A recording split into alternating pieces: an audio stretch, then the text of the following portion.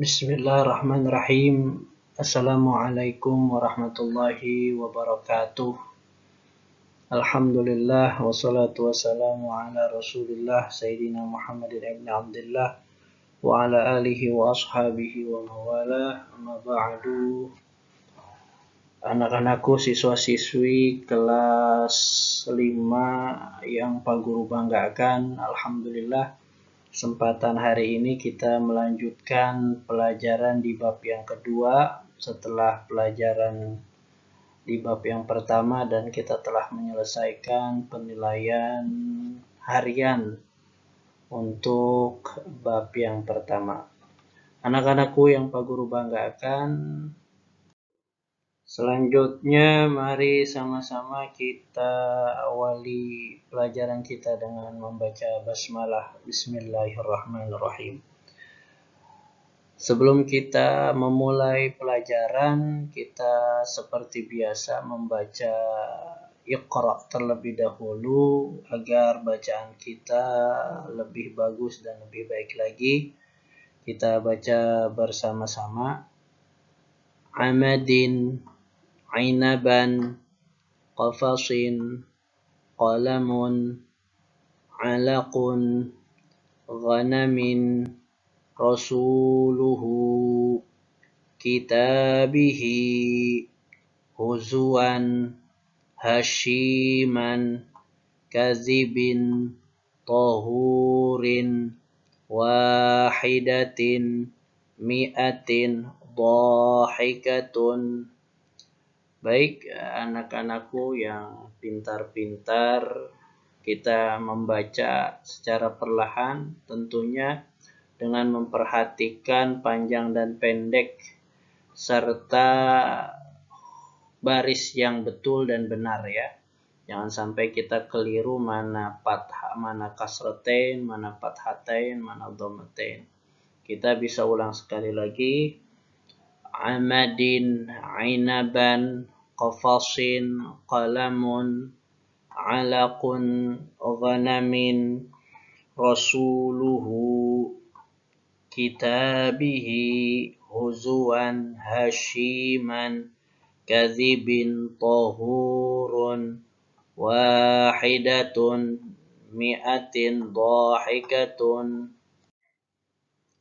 Anak-anakku yang Pak Guru banggakan, selanjutnya ada beberapa gambar di depan kalian, di layar kalian. Ini untuk kita bisa membayangkan pelajaran apa yang akan kita pelajari.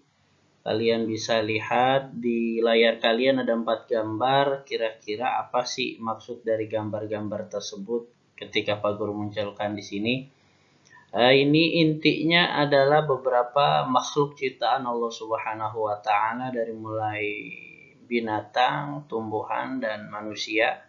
Ini ada 3 gambar, ada kura-kura, ada pohon, dan ada seorang kakek-kakek. Ini di mana mereka memiliki umur yang cukup panjang. Bahkan kalau pohon ini sudah berumur hampir 15 abad, sebab ini adalah salah satu pohon yang menjadi bukti sejarah Rasulullah Shallallahu Alaihi Wasallam di masa kecil ini pernah berteduh di bawah pohon tersebut, dan sampai saat ini pohon tersebut masih hidup di daerah Yordan. Ini salah satu bukti kekuasaan Allah Subhanahu wa Ta'ala yang dapat menghidupkan dengan izinnya pohon yang bisa bertahan sampai ribuan tahun, bahkan 14 atau 1400 tahun. Kemudian kura-kura ini bisa berumur sampai 200 tahun, dan ini kakek-kakek dari Cina juga umurnya dikatakan 197 tahun. Bahkan kalau kita melihat sejarah, Nabi Nuh disebutkan berumur 960 tahun. Dan yang terakhir, ini gambar keempat, ini adalah salah satu makhluk ciptaan Allah Subhanahu wa Ta'ala yang dinamakan dengan mayfly kalau tidak salah, sejenis capung ya. Capung ini ternyata dia paling tuanya berumur eh, lim, maaf, berumur 24 jam paling lamanya nih, dan paling cepatnya 30 menit. Ini menunjukkan kuasa Allah Subhanahu wa taala. Dari salah satu sifat Allah Subhanahu wa taala menghidupkan dan mematikan. Nah, inilah kita sudah sampai kepada pembahasan kita tentang Asmaul Husna. Anak-anakku yang Pak Guru banggakan, siswa-siswi kelas 5 yang Pak Guru banggakan, kita lanjut kepada pembahasan inti kita pada kesempatan hari ini, yaitu tentang Asmaul Husna. Apa sih yang dimaksud dengan Asmaul Husna? Asma sendiri berarti nama. Ismun, asmaun, nama-nama. Al-Husna itu dari kata-kata Hasan yang artinya indah, bagus, ya. Maksudnya di sini apa yang dimaksud Asmaul Husna berarti adalah Allah Subhanahu wa taala memiliki nama-nama terbaik, nama-nama yang indah, nama-nama yang agung, nama-nama yang termulia. Itu yang dimaksud dengan Asmaul Husna. Jadi intinya nama Allah yang sempurna. Kemudian ini berdasarkan dalil dari Al-Quran surat Al-Isra ayat 180, walillahil asmaul husna fad'uhu biha. Kata Allah Subhanahu wa taala, Allah memiliki asmaul husna, nama-nama yang terbaik, maka bermohonlah kepadanya dengan menyebut asmaul husna itu. Jadi kita diperintahkan Allah Subhanahu wa taala untuk berdoa dengan didahului Asmaul Husna. Ada berapa jumlah Asmaul Husna? Jumlahnya ada 99. Nanti kita jabarkan. Yang di situ diterangkan di dalam hadis Rasulullah Shallallahu Alaihi Wasallam riwayat Tirmizi. Kata Rasulullah Shallallahu Alaihi Wasallam, Inna lillahi ta'ala tis'atan wa tis'ina isman mi'atan ghairu wahidatin. Mi'atun ghairu wahidatin. Kata Rasulullah Shallallahu Alaihi Wasallam, sesungguhnya Allah memiliki 99 nama. Ya. Mi'atun ghairu wahidatin, 100 kurang 1. Man ahsaha dakhalal jannah. Siapa orang yang menghitungnya maka ia akan masuk ke dalam surga. Kita aminin ini sabda Rasulullah Shallallahu Alaihi Wasallam. Jadi jumlahnya kata Rasulullah ada 99. Nah,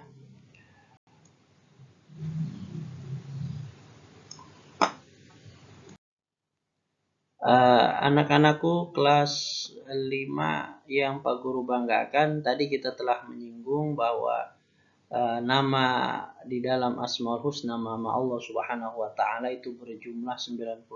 Namun kata ulama tidak dibatasi dari nama Allah tersebut, sifat-sifat Allah tersebut 99 nama saja, tidak.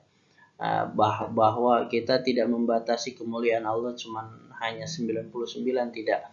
Jadi yang dimaksud 99 itu bahwa penjumlahan nama dan sifat Allah hanya yang 99 hanya untuk mempermudah manusia mengenal Allah Subhanahu wa taala. Sehingga kalau tidak dibatasi atau tidak ada penjumlahan yang detail, manusia terkadang sulit mungkin untuk mengenal Allah Subhanahu wa taala. Dan alhamdulillah kebanyakan kita mungkin sudah tahu tentang sifat-sifat Allah Subhanahu wa taala yang 99 nama tersebut. Ya. Anak-anakku yang Pak Guru banggakan, ada 4 sifat atau 4 nama yang kita pelajari pada kesempatan hari ini. Yang pertama yaitu Al-Mumit, Al-Hayyu, Al-Qayyum, dan Al-Ahad yang terakhir.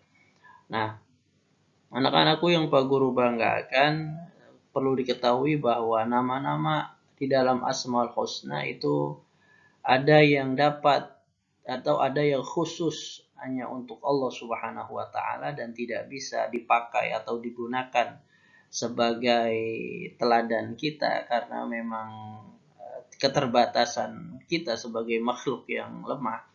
Seperti misalnya Ar-Rahman, Allah Maha Pengasih, itu menurut ulama tidak bisa digunakan sebagai teladan buat diri kita, karena kita tidak bisa memberikan kasih sebagaimana Allah Subhanahu wa taala memberikan kasihnya kepada makhluk-makhluknya. Sehingga itu khusus, Rahman itu ablagu minar rahim, yang dikatakan ulama lebih luas daripada kalimat rahim, daripada asma rahim, maka itu khusus milik Allah Subhanahu wa taala. Juga beberapa asma yang lain, misalnya Al-Jabbar, Allah Subhanahu wa taala Maha Perkasa, Al-Mutakabbir, Allah Subhanahu wa taala Maha Besarnya, atau angkuh gitu ya, atau kita katakan dengan, kalau mutakabbir itu di dalam bahasa manusia itu kan agak sedikit negatif, tapi untuk Allah Subhanahu wa taala itu menjadi pakaian Allah Subhanahu wa taala, karena yang paling pantas menyombongkan diri hanya Allah Subhanahu wa taala, dan ini tidak bisa dijadikan teladan untuk maksudnya tidak bisa dijadikan teladan. Nah, ini ada beberapa pengertian-pengertian yang lain. Begitu juga dengan penggunaan kalimat al-mumitu. Al-mumitu tidak bisa tunggal ketika kita berdoa kepada Allah Subhanahu wa taala. Kata ulama, ya mumit, wahai maha yang mematikan. Terus kemudian kita berdoa minta kepada Allah Subhanahu wa taala, ini dilarang, karena harus disandingkan dengan asma yang lain, misalnya ya mumitu, ya hayyu, ya qayyum, baru itu boleh digunakan untuk sandaran berdoa, artinya untuk menyebutkan. Begitu juga dengan kalimat ad-dar, ya, azul dan lain sebagainya, ya, yang maha memberi bahaya, gitu. Yang maha membalas, maha menyiksa dan lain sebagainya, itu tidak bisa kita gunakan untuk menyebut ketika kita berdoa, tapi harus disandingkan dengan asma yang lain. Anak-anakku yang Pak Guru banggakan, kemudian makna daripada al-mumit apa sih? Kita paham bahwa di dalam Al-Quran Allah Subhanahu wa taala berikan sindiran kepada orang-orang kafir. Kaifa takfuruna billahi wa kuntum amwatan fa ahyakum summa yumitukum summa yuhyikum tsumma ilaihi turja'un. Bagaimana, kata Allah Subhanahu wa taala, kalian kok bisa kafir, bisa kufur, bisa nggak percaya pada Allah, padahal kalian itu dulunya sempat nggak tahu apa-apa, mati ya, amwata, kita dulu tuh dimatikan oleh Allah Subhanahu wa taala, kemudian kita dimunculkan lagi ke dalam bumi. Amwatan summa kuntum amwatan fa ahyakum, kemudian Allah menghidupkan kita, kemudian Allah mematikan kita. Itu dia yang disebut dengan mumit. Jadi Allah dengan sangat mudah, dengan sangat gampang, kapanpun kita bisa dimatikan oleh Allah Subhanahu wa taala. Ini maha mematikan. Kemudian al-hayyu, maha hidup, ya. Maha hidup. Allah Subhanahu wa taala itu tidak seperti manusia yang ada batasnya. Allah Subhanahu wa taala itu abadi, langgeng selama-lamanya, tanpa batas, ya. Kapan, nggak ada kapannya, karena tidak pantas kita berbicara, bertanya sampai kapan, tidak, atau dari kapan, tidak bisa kita berbicara seperti itu untuk zat Allah Subhanahu wa taala. Allah maha hidup, ya. Ya, makanya kita tawakkal 'ala Allah wa tawakkal 'alal hayyil ladzi la yamut, tawakkal 'alal hayyil ladzi la yamut, dan bertawakallah kita kepada Allah yang maha hidup dan tidak pernah mati. Itu sangat indah rasanya kita kalau seandainya kita benar-benar menyandarkan diri kita kepada Allah dan benar-benar bertawakal kepada Allah Subhanahu wa taala. Begitu juga dengan Al-Qayyum, yang tidak bisa dipisahkan dengan Al-Hayy, Al-Qayyum, di mana disabdakan oleh Rasulullah, di mana dikatakan oleh Sayyidina Ali karramallahu wajhah wa radhiyallahu an, kata Sayyidina Ali, ketika perang Badar, suatu ketika aku masuk ke tenda Rasulullah Shallallahu Alaihi Wasallam saat perang Badar, dan di sana Rasulullah sedang bersujud, dan aku dengarkan di dalam sujudnya Rasul itu Rasul mengucap ya Hayyu ya Qayyum, ya Hayyu ya Qayyum, tidak lebih tidak kurang. Kemudian kembali lagi dan Sayyidina Ali melihat seperti itu lagi, ya Hayyu ya Qayyum, beberapa kali kembali dan Rasulullah masih dalam keadaan sujud serta mengucapkan ya Hayyu ya Qayyum, ya Hayyu ya Qayyum, sehingga Allah memberikan kemenangan. Maka ini adalah sebuah faidah, sebuah keutamaan tentang kalimat Hayyu ya Qayyum. Kemudian Al-Ahad, kita tahu bahwa Al-Ahad ini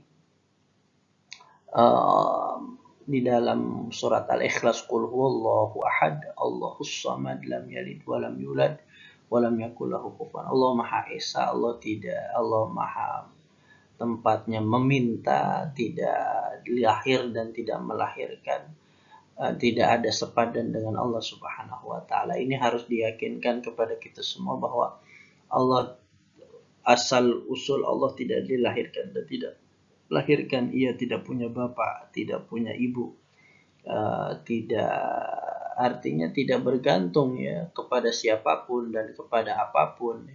Karena kalau seandainya Allah bergantung kepada apapun, kepada siapapun, maka yang digantungkan itu lebih besar daripada yang menggantungkan. Maka ini mustahil bagi Allah Subhanahu wa taala. Ini 4 sifat yang harus kita pahami bersama, yang setidaknya bisa kita beri atau kita teladani dari sifat-sifat tersebut, meyakini bahwa kebesaran Allah Subhanahu wa taala atas nama-namanya, kemuliaan dan kesempurnaan, dan tidak ada sedikit pun tentang nama-nama yang kurang dari Allah Subhanahu wa taala.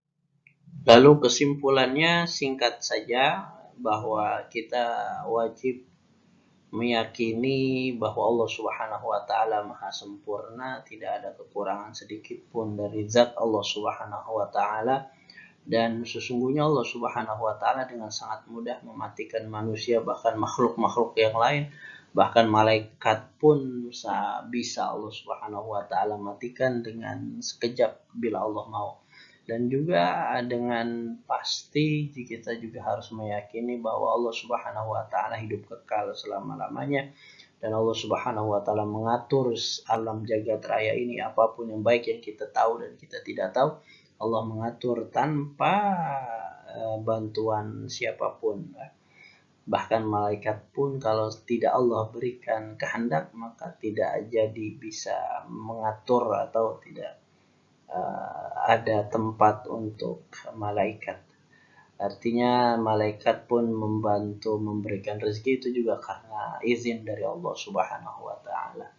Anak-anakku yang Pak Guru banggakan, Allah Maha Esa, Qul huwallahu ahad, yang tadi telah kita jelaskan bahwa Allah Subhanahu wa taala lam yalid wa lam yulad wa lam yakul lahu kufuwan ahad, dan sudah sepantasnya dengan sifat-sifat tersebut kita meyakini dan kita tawakal sepenuhnya kepada Allah Subhanahu wa taala.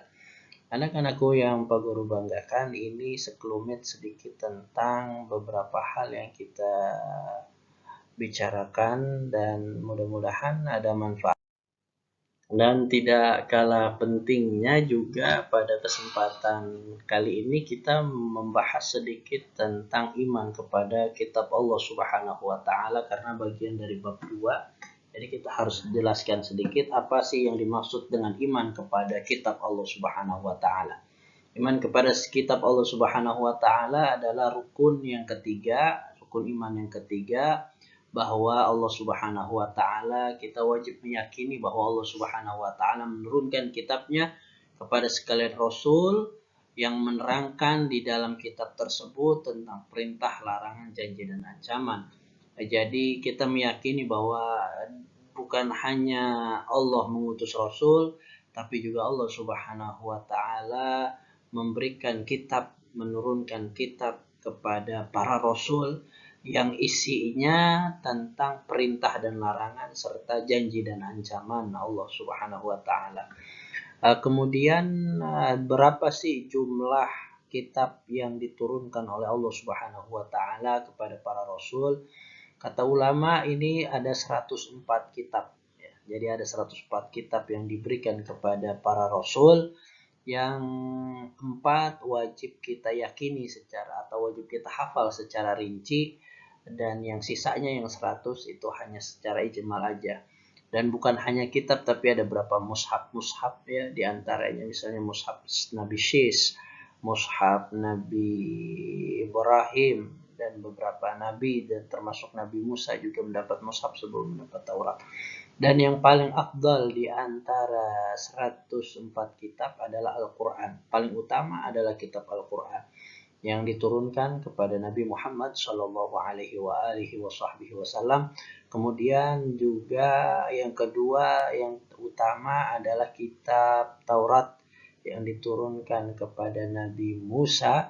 Kemudian kitab Injil turun kepada Nabi Isa, dan kitab Zabur kepada Nabi Daud alaihi salatu wassalam.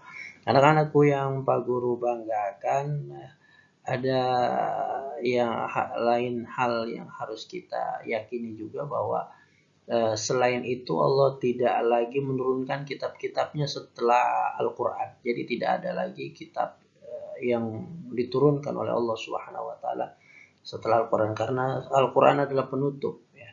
Nabinya penutup, kitabnya juga penutup. Nabinya sempurna, kitabnya juga menyempurnakan kitab-kitab sebelum turunnya Al-Quran.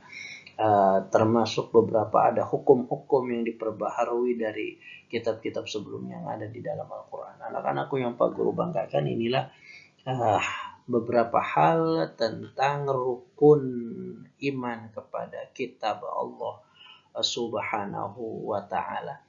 Oleh karena itu kita harus yakin kepada terutama Al-Quran, bahwa di dalam Al-Quran itu terdapat kurang lebih 6.666 ayat. Kenapa Pak Guru bilang kurang lebih? Karena memang berbeda pendapat. Beberapa ulama ada yang mengatakan kurang dari 6.666 ayat. Bagi yang mengatakan 6.666 ayat, itu misalnya untuk mempermudah saja cara menghafal kita, tapi di situ dijabarkan 6.666 ayat. 1000 yang pertama itu tentang amar, tentang perintah. 1000 yang kedua tentang larangan, 1000 yang ketiga tentang janji, dan 1000 yang keempat tentang ancaman, 1000 yang kelima tentang perumpamaan ya, permisalan, kemudian 1000 yang keenam tentang kisah dan khabar umat-umat terdahulu, dan yang 666, 500-nya tentang halal dan haram, dan 100-nya tentang doa dan tasbih, sedangkan 66-nya tentang nasakh dan mansukh. Itulah beberapa hal yang ada di dalam Al-Quran. Anak-anakku yang Pak Guru banggakan, Quran juga termasuk mukjizat paling besar ya dari Rasulullah Shallallahu Alaihi Wasallam yang abadi sampai hari kiamat. Jadi ketika tidak ada lagi orang yang menghafal Quran, tidak ada lagi orang yang mengerti tentang Al-Quran, maka terjadilah kiamat. Anak-anakku yang Pak Guru banggakan, itulah yang membedakan di mana Quran dengan kitab-kitab terdahulu. Kalau kitab-kitab terdahulu ketika nabinya wafat, maka dengan otomatis hilang itu kitab, tidak ada yang abadi kecuali Al-Quran. Anak-anakku yang Pak Guru banggakan, Pak Guru ucapkan terima kasih banyak kepada kalian yang sudah menonton video ini sampai habis. Mudah-mudahan bermanfaat. Hadanallahu wa iyyakum ajma'in. Wallahul muwaffiq ila aqwamit thariq. Wassalamualaikum warahmatullahi wabarakatuh.